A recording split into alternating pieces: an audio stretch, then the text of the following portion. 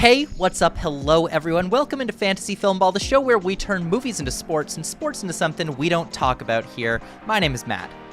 My name is Dyl. Join us for our 2024 Best Picture Revisiting series, where we are returning to all 10 Best Picture nominees and talk about their nominations, their snubs, and our overall thoughts for films. And as always, we're going to be welcoming in a guest here today to talk about the movies. And it's someone that we've had on the channel so long ago, so it's a nice little reunion getting here. Morri, I'm really glad to have you on because this is actually the first time you and I are coming face to face.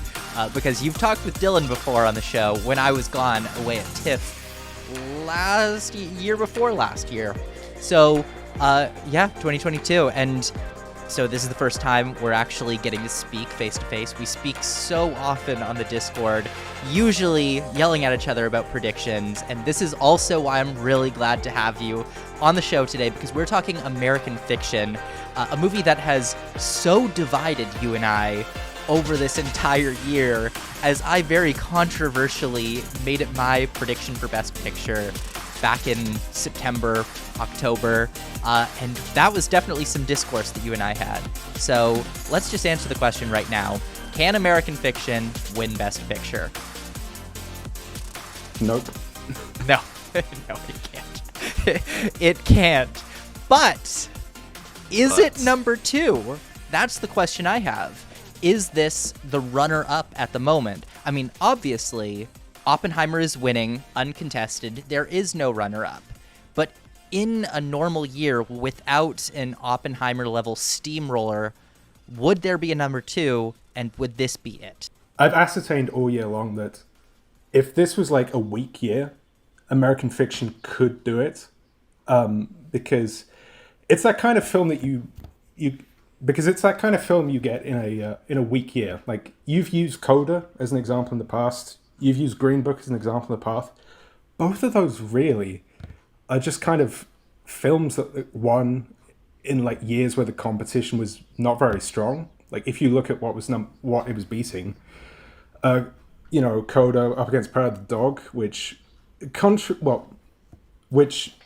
not really a very popular film among the general audiences. There really was not much passion for it outside of critics. Roma, again, obviously it has great critic scores, but it's more a case of general audiences like, oh, it's slow, it's long, it's boring, it's all that kind of stuff.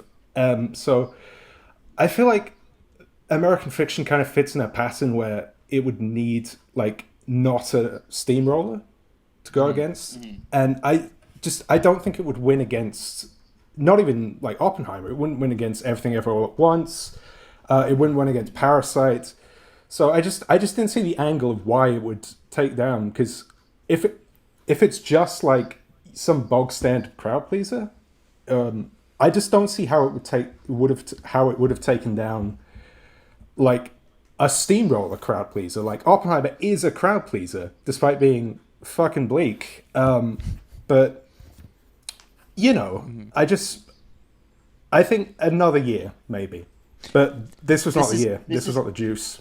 This is definitely true, and I think what I was banking on all year long was the fact that we don't really know what is and is not a steamroller until it kind of happens. The same way Power of the Dog was a steamroller all the way until BAFTA.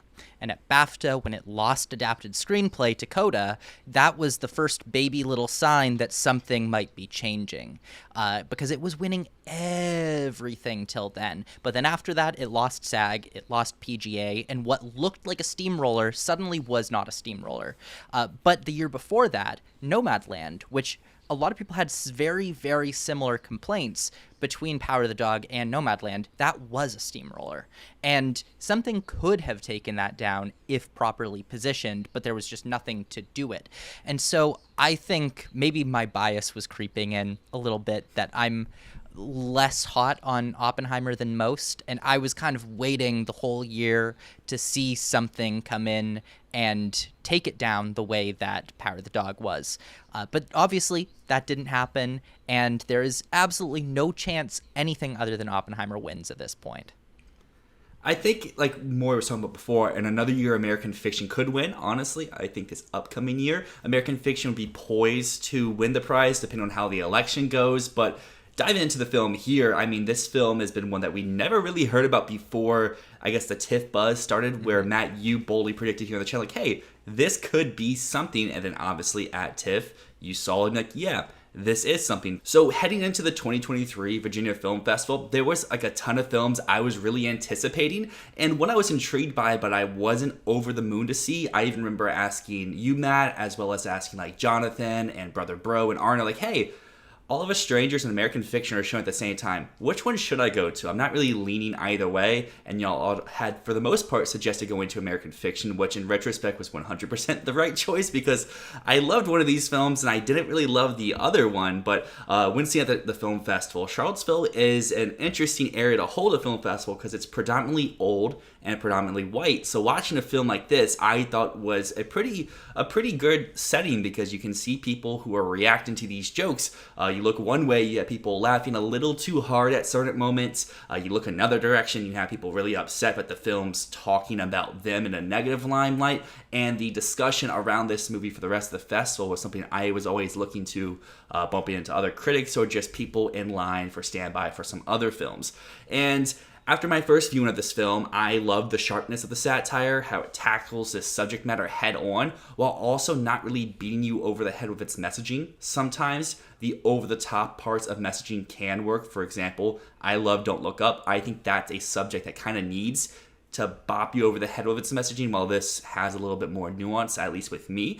And I really like the family drama aspects, because I think American Fiction makes a big point of commenting on the depiction of Black trauma. I mean, that's the whole case for the central argument, you could say, of this film between Sentara and Monk's books, as well as what fuck ends up being, showcasing the stereotypical, oh, it's thugs, it's gangsters, it's deadbeat dads, it's drugs, it's this, it's that. But it really goes out of its way for this family internal drama to show, like, hey, people of color can also have disconnect with parents. They can also have problems with Alzheimer's. They can have where you feel more connected to one parent, very disconnected from your siblings, as well as what an individual who may be gay in your family may feel, and their outcastness due to familiar affairs and stuff like that. So after my second watch of this film, I found it even funnier. I understood more of these elements. And for my third watch here for our Best Picture Revisiting series, I just think American Fiction is really a work of art. Taking my personal bias aside, Core Jefferson's an alum for a school I work for, which I think is very cool to know, like, oh wow, small world. But I think his direction, while it's not leaping off the page, it's kind of like Celine's songs and Past Lives, where just the decision to where to put the camera, how to move the camera, really adds to certain elements in these moments, as well as the sequence we have for Fuck, which I think is just super, super creative. Yeah, Morri, you were mentioning before, I'd likened this in the past to Green Book, to Coda, as those sort of middle-brow, crowd-pleasing comedies that have that broad appeal. And I definitely thought that on a first watch, although I definitely liked it a lot more than either Green Book or Coda. I was worried the same thing might happen with American Fiction. And it didn't. I actually think this movie is a lot deeper than that middle-brow crowd pleaser. There's a scene in the middle of the movie where Monk's agent shows him 3 bottles of whiskey and says, these are all bottles made by the same company, but one of them is a $20 bottle of whiskey, one of them is a $40 bottle of whiskey, and one of them is $120. And you can make that fine $120 in whiskey, but not everyone's going to buy it, because some people just want to get drunk. And the thing I find so interesting about American Fiction is that it in itself is that scene. It is altogether the $20 whiskey of the lowbrow humor, the very low punches that it takes, some of those little jabs that it's making where audiences might be laughing for the wrong reasons. Definitely there are some uncomfortable moments watching this in a crowd where you can realize maybe people aren't laughing for all of the right reasons here. And then there's the $40 whiskey, which is like that family drama and the some of the stuff going on there that it's just very middle brow. It's the Coda, it's the Green Book. But then there's the $120 whiskey, where that satire, I think, extends way deeper than anyone is giving it credit for. And so I really do think this is much more subversive than I initially thought it was. And on rewatches, I've just gotten more and more out of it. I think this film is genuinely pretty brilliant. But Morri, I know you're on the other hand. You have definitely not been as hot on this movie all year long. So I want to hear from you. What is it that's not quite clicking about this? I know it's cliche, but Dyl mentioned it earlier. The satire's like good, but the family aspect I just didn't care about, and it just takes up so much time in the movie that it affects the satire part of it, because it's encroaching into the satire plot. It just makes all the satire feel really not very fully formed at all. Like, I was surprised how off the pacing was when I watched it. I think it's like 40 minutes in when he starts writing fuck, and it just feels like it just feels like it's like 5 minutes of like this satire, and then it's like 10-15 minutes of like family drama that I'm just not interested in about. And again, as I mentioned, it's like it just feels like it's not fully formed, because there's a bit like about 75 minutes into the movie or so where Monk is like going, well, this has gone far enough, when he's discussing like the film rights and all that stuff. But even though it's at the right time in the movie, that he should be saying that kind of thing, it's only like the 4th or 5th scene we see with him and his agents discussing that. So it really doesn't feel like, is that enough? It doesn't feel like you've gone far enough there. And there's just bits that are like not fully formed. Like Issa Rae, I thought she had real potential to be like an interesting like foil to him, but that's only really explored like very, very briefly at the end.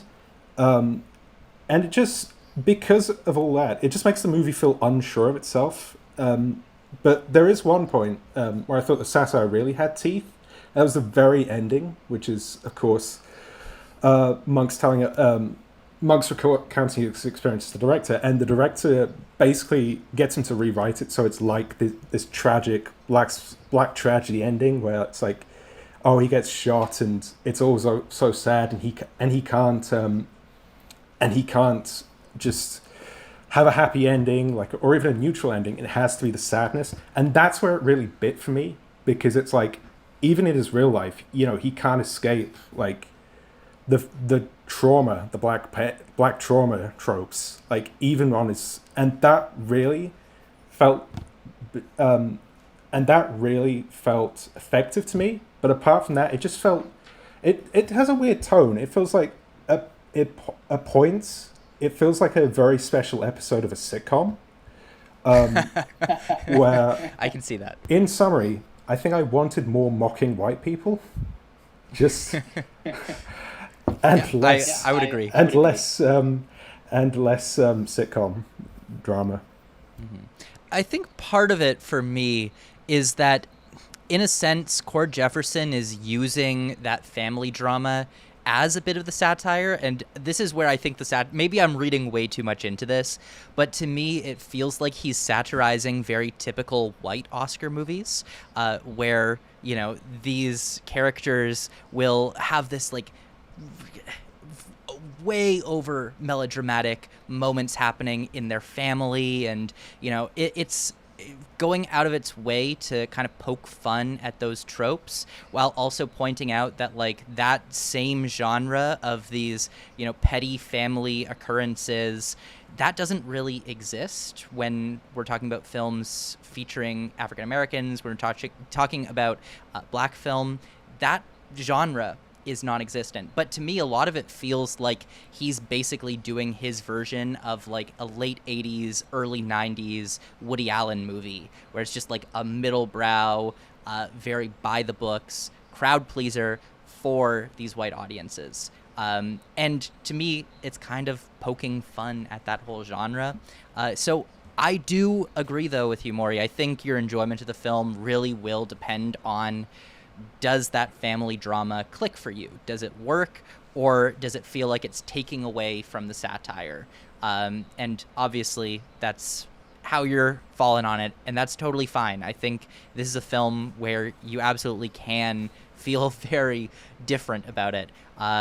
And I don't know. I definitely read way too far into it. I think some of the things that I think of this film might actually not be there. I might just be crazy. Let's talk about adapted screenplay. This is the category that it looks like this film is winning. And I'll just say off the bat, it makes sense for this as a screenplay winner. It makes a little bit less sense for it to win up against what it's up against, because it's up against films that should be much, much stronger than it. But in any other year, this looks like a screenplay winner. It's got that sort of satire. It's got that sort of sharpness, that level of originality that it seems like the writer's branch keeps going for year in, year out. But I have heard quite a bit of criticism about the screenplay, specifically in people saying that the film becomes what it's making fun of. And I want to hear what you guys think about that. Does this movie escape from becoming what it criticizes?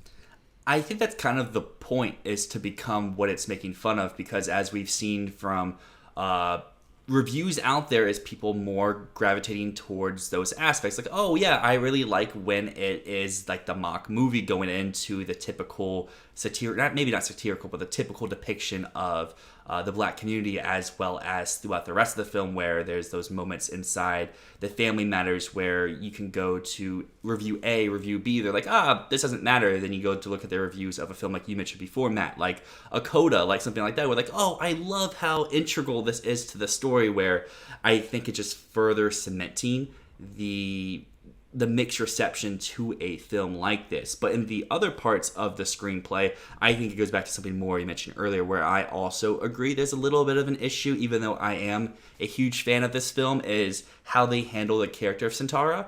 I think she kind of gets off the hook a little too easy at the end of the day, because she is exploiting for profit, which Monk ends up doing at the very end of the film, where the whole thesis is, oh, we shouldn't do that. We should depict ourselves better in our media. And then the film kind of ends with saying like, oh, if you're profiting, then it's kind of okay. Maybe that's the wrong read to have with it, but on this viewing, that's a little negative aspect that I had with the script, and otherwise script that I adored from top to bottom.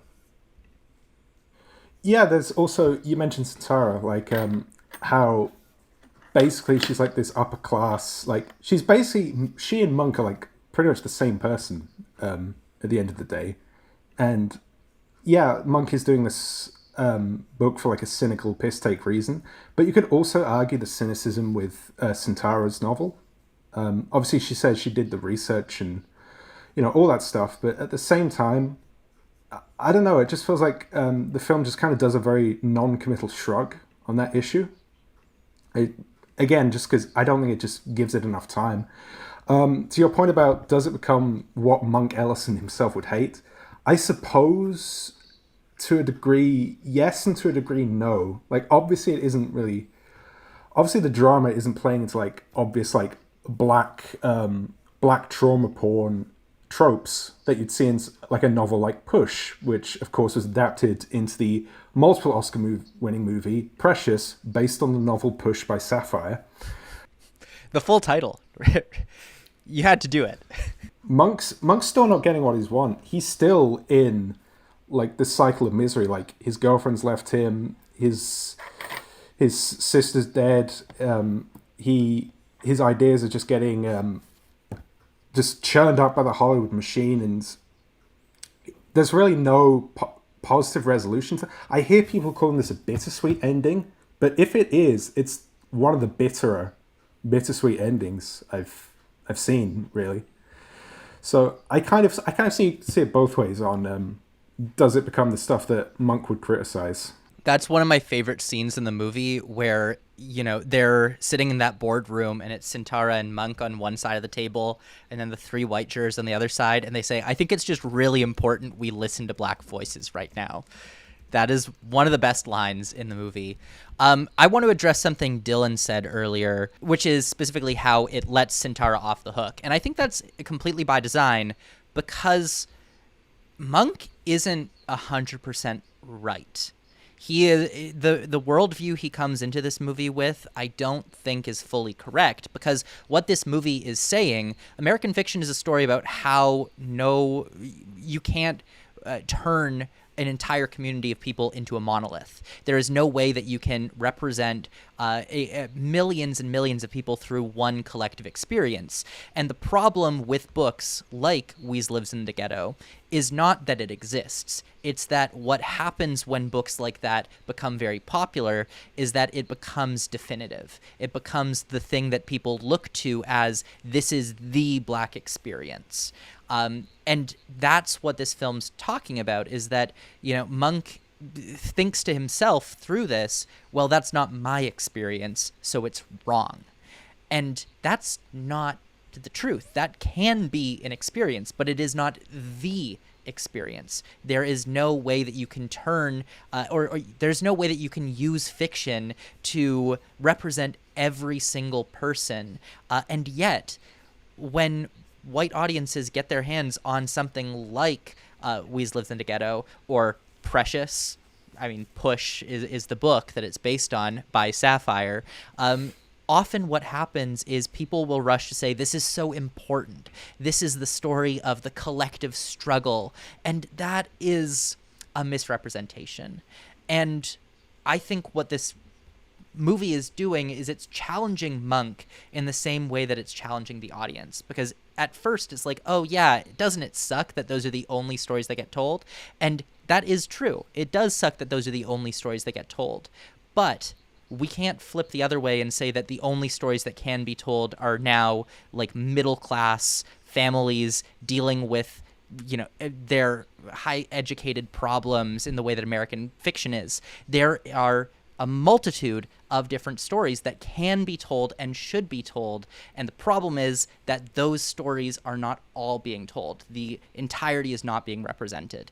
But yeah, I think in the end, what happens is Sintara is not let off the hook because she's not necessarily entirely wrong. These stories can and should be told as long as they are from people who actually should be telling those stories, which Sintara is not. Well, Monk might not be flawless, but Jeffery Wright, who's portraying him, really is, because I just think he's so good in this movie. We've all known Jeffery Wright from his various supporting roles throughout his career, but here he is in the leading role. His vocal pattern, I think, is just something that's so perfect for a character like this. It allows him to be snarky, allows him to be rude, allows him to have this superiority complex over everyone. But when he does have those moments of realization and those little more personal moments sprinkled throughout the film, it really works, I think, due just to the persona of Jeffery Wright that we do know, as well as his vocal patterns throughout this film. It's something that I said back in the film festival review of this film, as well as with Rustin with Coleman Domingo, where they both have these just iconic ways of speaking that kind of can work with every character that they do take on. And here he's getting to just do so much in American fiction. Like I said, he's witty, he's impactful, and these moments just all collide throughout the film to have so many scene-stealing moments. And I just really love what him and Anthony Ortiz get to do throughout this film, where they're putting on this persona of Stag Lee, and just the way that he's able to put on this character, especially that moment where he goes to meet the film producer. I just adore those parts of Jeffrey Wright's performance. Yeah, Jeffrey Wright was the best bit of the movie for me. I know some people might say he's boring, and even in if for a particularly quiet Best Actor category, he might be the quietest of the bunch. But that's what I appreciate. Every Bluth family needs a Michael. Every Rose family needs a Johnny. Just every story needs a good straight man, and he just delivers that well with that that caustic wit that he has. Even the most innocuous stuff, he can just deliver with such just bite to it. Even the words "a do-rag," he can just convey scorn. But it doesn't need to be a big performance, this, because again, he's the straight man. He gets his laughs through his vocal patterns, I guess, and his just exasperation to the world, and he's really good at this. And he's good at this in other movies that I've seen him in, he carries it through to stuff like the Bond films and some of the Wes Anderson films he's done. But here he just really lets it shine. Matt, you did a point on the server that I think really stands out at this point. He'd be amazing if he was the only human character in a version of American Fiction that starred the Muppets. Yes, He'd be incredible. Yeah, we talked about Muppets on the Poor Things video too. Too straight I'm now. really onto this Muppet versions of these Best Picture movies. I think it's so. You're so right though. Yeah, I'm throwing this into the mix. If you're doing Muppet Poor Things, Animal should be playing Bella Baxter. But yeah, in terms of Jeffrey Wright, I think he's a legend. He's been around for so long, and it's so great to finally see him given a role that he can flex those muscles in. You said it perfectly, Morri. He is the Michael to the Bluth family here, and oftentimes you don't see that character, like the straight man, the one who is not wacky and weird and wild. You don't typically see that character getting as many accolades as Jeffrey Wright is getting. So I'm really happy people are appreciating this performance because it is so strong, and the wit and the sharpness and the condescension, I think that is the key part of this role. The way that he so clearly puts himself above everyone else. He thinks that he is the shit. And that is such a strong point about this performance. There's so many little moments that I love in this. I think one of my favorite bits that I always see, this is the awards show clip. It's the bookstore when he's moving the books around. He's got the sunglasses on, and the employee comes up to him and asks him what he's doing, and he reveals his identity by removing the sunglasses off of his glasses as though it's like this big reveal, and he's hiding his identity as if people are going to recognize him. Oh God, there's just so many excellent little choices in his performance that I think are so entertaining. It's definitely one of my favorites of the year. Would probably be not my favorite in the category, but up very close to the top. Now, let's talk another performance. This one, Dylan, I know has been one of your absolute favorite performances of the year, but it was one that when I first watched the movie, I didn't really think of much at all. And so when people started talking about Sterling K. Brown as a potential Oscar nomination contender, I was like, huh? What? I didn't get that at all. And on rewatches, I've still kind of felt that way. I think he really shines when he's on screen. He's really magnetic when he's there, but he just doesn't have a whole ton to do. So I want to hear from you guys. What do you think about the nomination, and did he deserve that spot?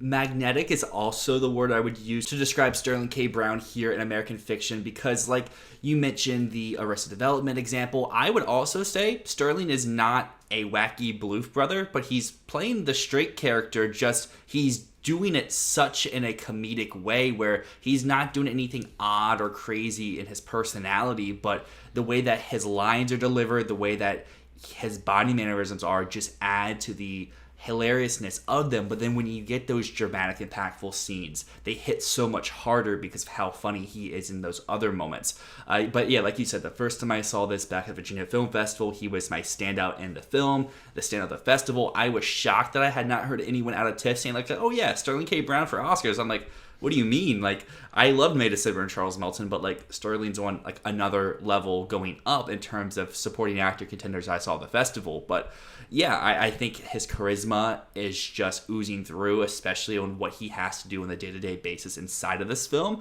And if I had to just mention some lines that I think are just so memorable from this, you talk about Jeffrey Wright having the Oscar clips. I mean, the line when he gets to give about Tyler Perry, I think is a giant scene stealer in this film, as well as my favorite one being when Monk asks what did he give his mom and the maid to make them just go to sleep so quick. He's like, oh yeah, give him opioids. And he's just it's like so nonchalant about it. He's like, oh, of course. And then he talks about like, oh yeah, I'm a doctor. His sister's a doctor. Monk's like, well, I am too. He's like, no, you're not.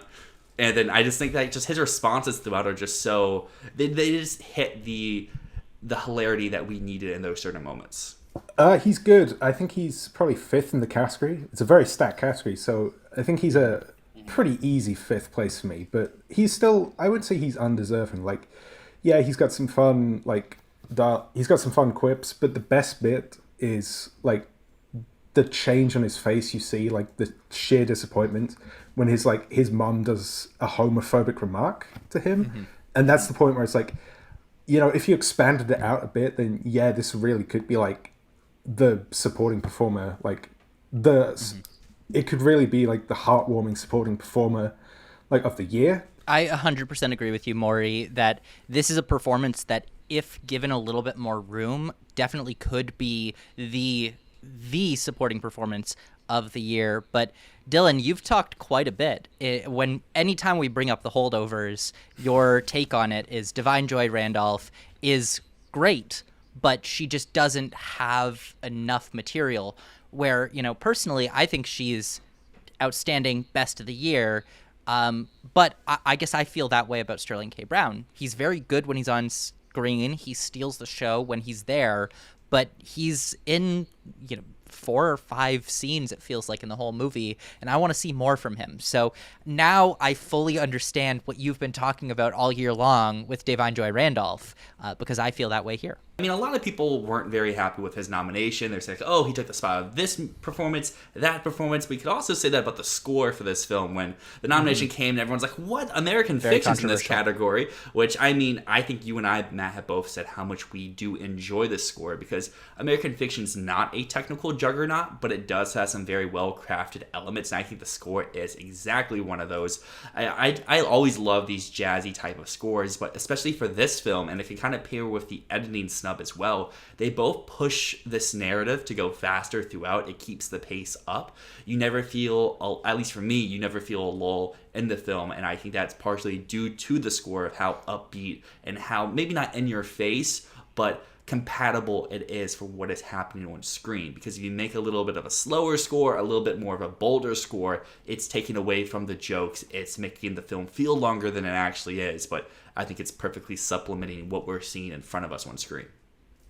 I don't know if I'd agree that it like pushes the pace forward, because if anything, I think this score is very relaxing. It's very laid back. It pulls the energy a little bit, you know, lower. It's jazzy, it's smooth, it's easy listening. You know, this is the type of thing, I know, Morri, you often tell me that you listen to scores to work. This is a good working score, in my opinion, because it's chill, it's just a vibe, it fills the space, but it doesn't draw your attention, it doesn't pull focus, which is, honestly, I think why a lot of people were not expecting this nomination, when people were not happy with this nomination. It's because the score doesn't announce itself. It's very subtle. You have to really pay attention to get it, otherwise it just kind of blends in. But a good score isn't always a score that demands your focus 100% of the time. And I do really appreciate the music in this movie. The scores, for ill or for will, it suits the movie, where it's kind of like relaxed and slow-paced, which, again, I've been mentioning my issue with the tone in the movie, of how it doesn't quite, the whole movie itself kind of feels playing against itself, and it feels a little nicely for like a satire that should have this edge to it, and it feels like the score almost contributes to that, where it just kind of feels, I don't want to say inconsequential, but it feels just kind of like it makes the thing just feel lighter than it should be, almost, which again, I don't want to say it sounds like sitcom music, because it's better than that, but I don't know, it just doesn't feel like it really suits. I don't think it really adds to like the experience in a like where it really like drives it along or anything. It just kind of, it suits the film, but I'm not sure if that's necessarily the best thing. And yeah, it's not the best nomination of the year. Like, to put it over something like Zone of Interest or Boy and the Heron or Spider-Man Across the Spider-Verse, get out of here. Like, it's not better than those.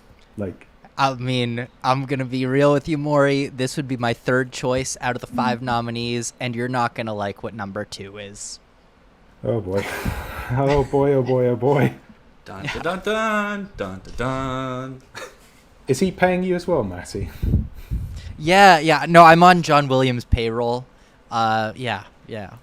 But I don't know. I think it's just different strokes in terms of music. But that's going to lead us into one of my favorite things about these Best Picture Revisiting episodes, hearing our guest's preferential ballot. And I don't think I need to think too hard about what's going to be number 10 on Morri's list here. No, really? Yeah, no, it is American Fiction. We've been over it. We don't need to do it. But I'm glad I get to be positive in this part of the episode, because this is a really strong Best Picture lineup. I know everyone said that, but it really is. I did a ranking of what's the best year of the expanded era for Best Picture. This comes out second place. It's beaten only by the mighty 2019. So, yeah, this is... I should put the caveat on that I've only seen these movies once. I'm planning rewatches for most of them, I would say. Maybe not very soon, but at least in the future, I'll definitely be watching them. And some positions could change, and I think probably the most notable potential change could be my number 9, which is The Zone of Interest. I'd say this is a movie that I respected more than I liked, because it's obviously not a very easy movie to like. It's like a deliberately slow. Some bits are kind of, obviously, I don't want to say boring, but they're not meant to be engaging, I guess you could say. But at the same time, it's like Jonathan Glazer, he just crafts stuff so well. Like, there's this shot in the movie, which is like one of the most hauntingly crafted things of the year. It's just so brilliant. And the sound design, is crazy. It's like a crescendo of just horror just through the movie. But yeah, this is the one that I think would maybe benefit most on a rewatch, I think. So let's see how that goes. Number 8, I've got Barbie. We'll get the negatives out of the way. I didn't really like the human stuff very much. And it kind of loses steam a bit towards the ending, because there's 5 big emotional climaxes going off one right after another. But I can forgive all your flaws if you make me laugh a lot. And this film made me laugh a lot. It's such a blast. There's so many funny gags that it's so quotable. Like, how can I be a fascist? I don't... I don't control the rails. I don't control the railways or the flow of commerce. Yeah, that's it. I lost control because I was doing an impression there. You could see the effort so much in this, like in the production design, the costumes that are all like drawn from the history of Barbie, the choreography with all the dances and all that stuff, and of course Ryan Gosling. He is Ken off. A lesser film would just make Ken into this like really shitty villain, like this really one-dimensional cardboard kind of bad guy. But the writing and his performance, like, A, he's hilarious all the way through, but B, he's just so sympathetic. Now we're moving up to number 7, and this is where it gets starts to get really difficult, because this is when the really good stuff happens. We got Anatomy of a Fall next. This is just a really good, tense courtroom drama. Like, I know you've said in the past, like, it's so obvious that she's innocent, but that's only really obvious because of how electrically good Sandra Hüller is. Like, the choice of direction, where it's like, okay, you've got to act like you're innocent, but the script's got to be kind of ambiguous. I think that really works well for it. It really keeps you guessing. And of course, our boy of the hour, Messi, he is just... If there was the goodest boy of the year, he'd be sweeping it, like, no doubt. Do you find it weird that like Messi is like this year's equivalent to like Ki Hee Kwan or Troy Kotzer, who's like going around he's like going around the circuit, like just charming everyone. Yeah, they couldn't get the bomb doing it for Oppenheimer. Next up is Past Lives at 6, which again, this speaks to how crazy this lineup is, that Past Lives is down at 6. Like, this is... I've not been in the position of any of the main characters, but you've been through people have been through but obviously everyone's done that. Well, what if I took this path? And this is basically, what if I took this path, the movie, and it's just so sad to reflect on. But it's just, there are moments in it where it's like, you want this big happy Hollywood ending, you want this stuff, but you know, like deep down, it's like, this is not to be, this should not be, they should not run off with each other at the end of the movie.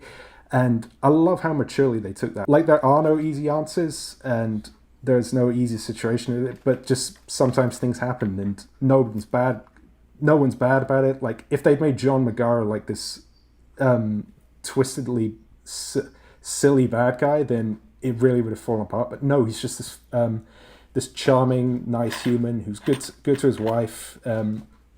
So yeah, it's that kind of like mature, and obviously as a directorial debut, it's just stunning. There's this lovely like shot where the two of them are just like in front of a carousel. That's just such a beautiful shot. I just love it. It made me cry, but it's only at number 6, so that says a lot to how good this year is. Number 5, I feel like I have to issue a very public apology because all this year I was basically saying like, nah, there's no way this film's good. No way. Like, this is going to be like boring Oscar bait. It's going to be like sophomore slump, all that shit. Bradley, if you're watching this, I'm so apologetic. I will not doubt you again.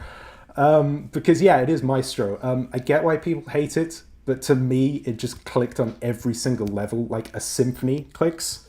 Like, you can see the directorial effort.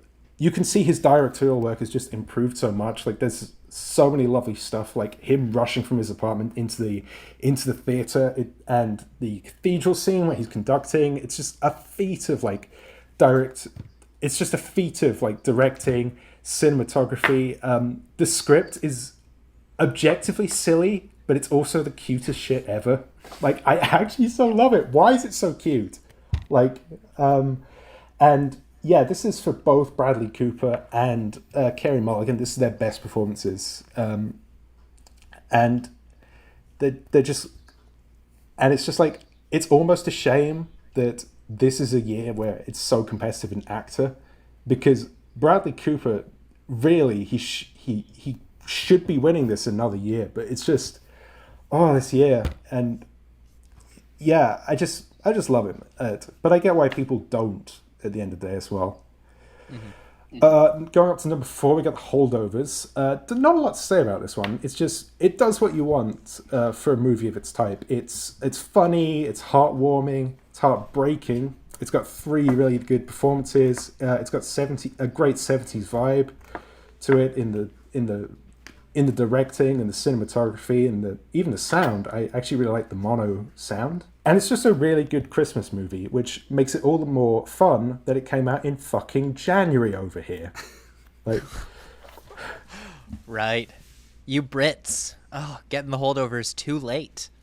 Too late. But I will say it was like one of the coldest nights like of the year that I saw it. So it still had the blanketing effect. So that was good. Right, number 3 and 2. I feel like these could switch rounds like so easily at the end of the day. But for now, I think 3 is going to be Poor Things. This is Yorgos' best movie, which is astonishing because this could have easily been like one of the worst movies of 2023. Like, this could have easily been like this. It could have easily been 2023's answer to like Blonde, where it's like, it's creepy, it's you feel it's creepy, it's pretentious, you just don't feel good watching it, but you feel all the opposite there. It's so funny. Like, there's just stuff that was just cracking me up all the way through, and it handles the themes of, you know, finding your way as a woman in the world and all that stuff just so beautifully, and it's so uplifting in its own weird way. Like, the end is so weird, but it's so uplifting in an almost Being John Malkovich kind of way, where it's just and like the production design just goes off. Like, this is like a storybook come to life. Mark Ruffalo is just so fun. It's like this foppish but kind of like dangerous just twit. He's just so fun in that. Willem Dafoe does the worst Scottish accent ever, but that's by the by. He's still really fun and charming. But, of course, it all hinges on the shoulders of Emma Stone. Like, as I said with earlier, of how this could have been a really bad film, this could have been a really fucking annoying performance. Like, really. Like, it's a woman playing, like, someone with the mind of a toddler. Like, there's real challenge to fuck this up. But this is Emma Stone's best performance. I think it's because she goes, like, all the way, weirdly enough. It's not, like, half-baked.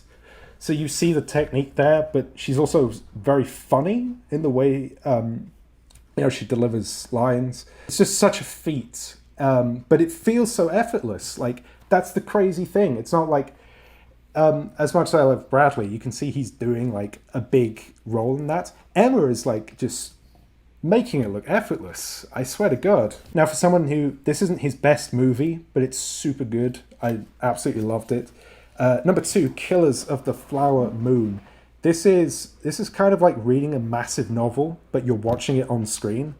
The way it just pours out.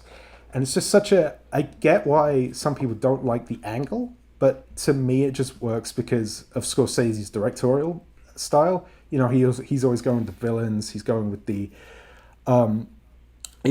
perpetrators, and he's always careful to make them look like the worst people like ever. Like Leo, he's like so slimy, he's so brilliant, and then De Niro is just like brilliantly menacing. He's probably of the 5 supporting actor nominations, De Niro is probably my favorite of the pack.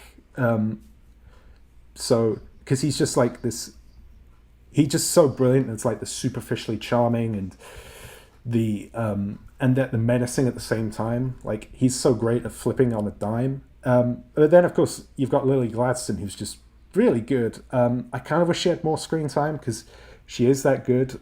She's not in bed. She's not ill in bed for that long in the movie.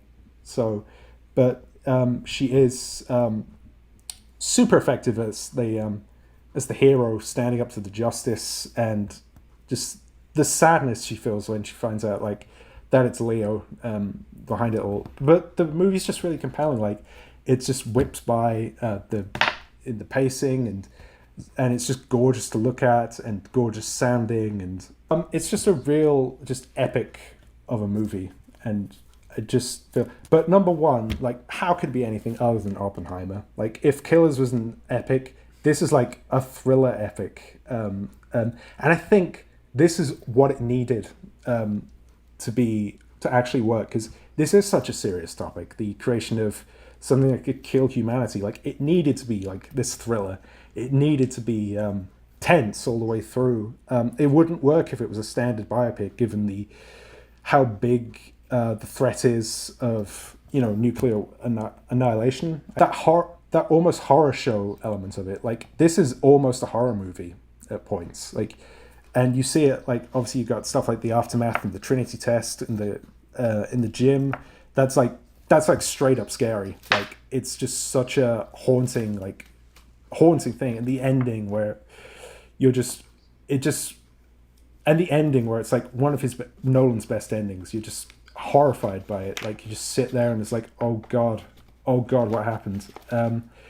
But this is like, just, I feel like almost perfectly crafted, like, in terms of its tone, and then it's just, the text is just like out of this world. Like, the cinematography is amazing, the sound's just awesome, the editing is just like amazing. Like, how do you make a 3-hour movie feel like 2 hours? Like, you just don't. And with a biopic too, which is notorious for like shitty pacing, but this just makes it look effortless. And the performances, obviously, Cillian Murphy's just so good as this like haunted figure.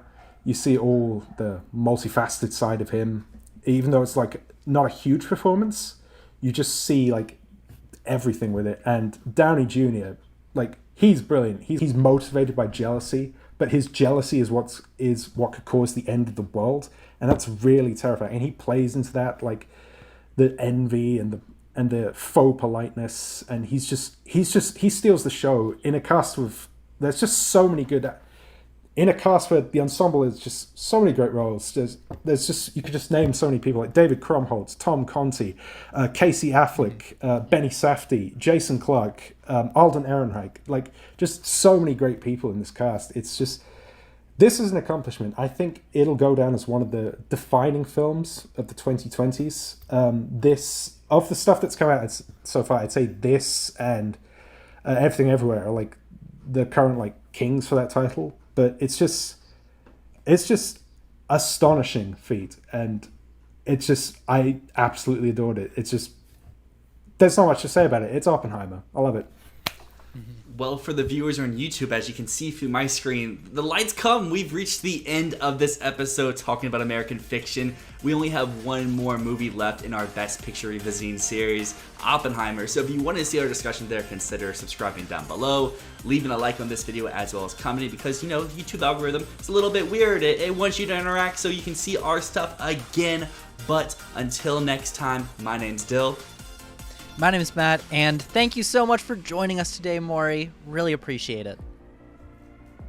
And of course, this is Fantasy Filmball.